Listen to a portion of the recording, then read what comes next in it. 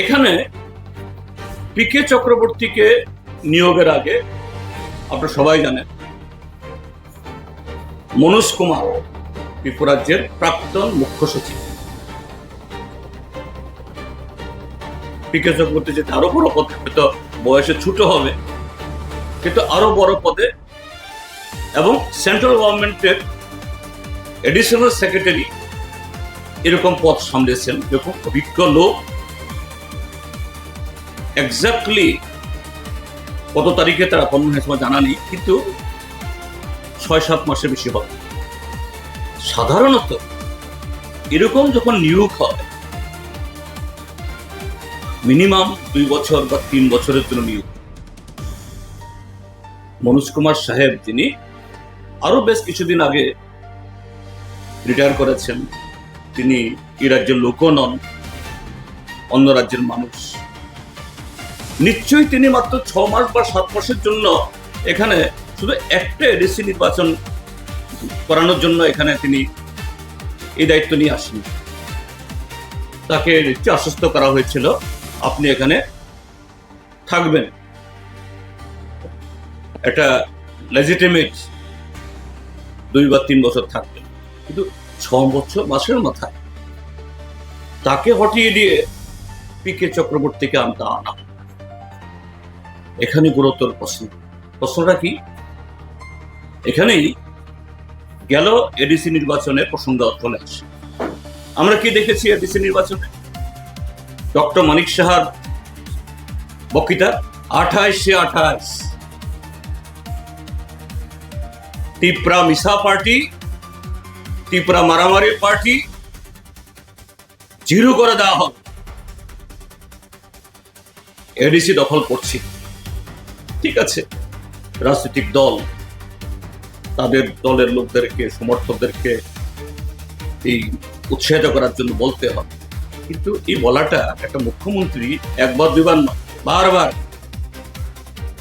আর এটাকে কার্যকরী করার জন্য যে শরিক দল হয়েও, একই দলের সরকার হয়েও, আপনারা দেখেছেন এটা প্রায় ভারত পাকিস্তানের যুদ্ধ হয়েছে ত্রিপুরা মাথা এবং বিজেপির মধ্যে এই গত এডিসি নির্বাচনের তারিখের 3 মাস আগে থেকে।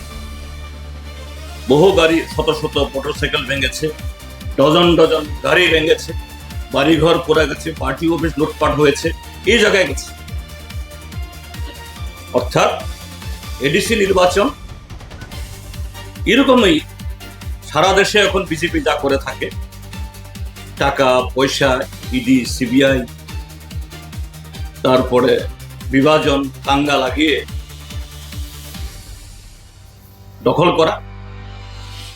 ডক্টর মানিক সাহাদেরও উদ্দেশ্য ছিল এবার যে দখল করবেই, এবং এটা প্রমাণ করে এখন। তখন এই কথাগুলো কেউ আসেনি, আমাদের মাথার মধ্যেও আসেনি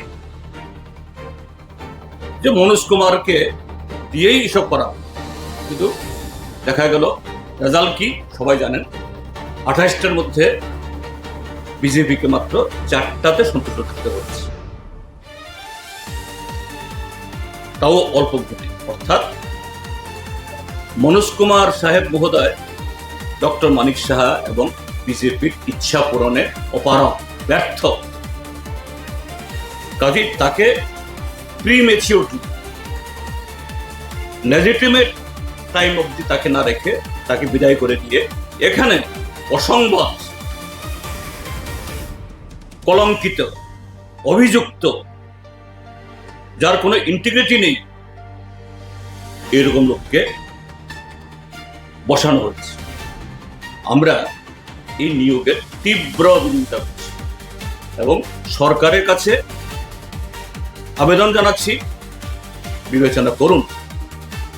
রাজ্যের সমস্ত গণতান্ত্রিক দল এবং জনমতের কাছে, শুধু দল না, পাবলিকের কাছে বলছি যে সামনে ভিলেজ কমিটি নির্বাচন আসছে, খুবই গুরুত্বপূর্ণ।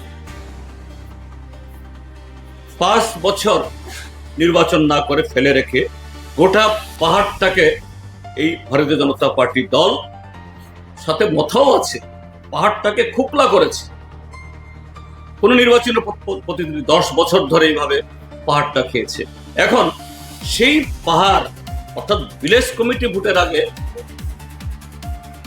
স্টেট ইলেকশন কমিশনের জায়গায় পিকে চক্রবর্তীর মতো একজন বসংগতকে বসানো দরকার, যিনি ডক্টর মানিক সাহাদের কথায় উদ্বাস করবেন, তাদের কথায় কাজ করবেন।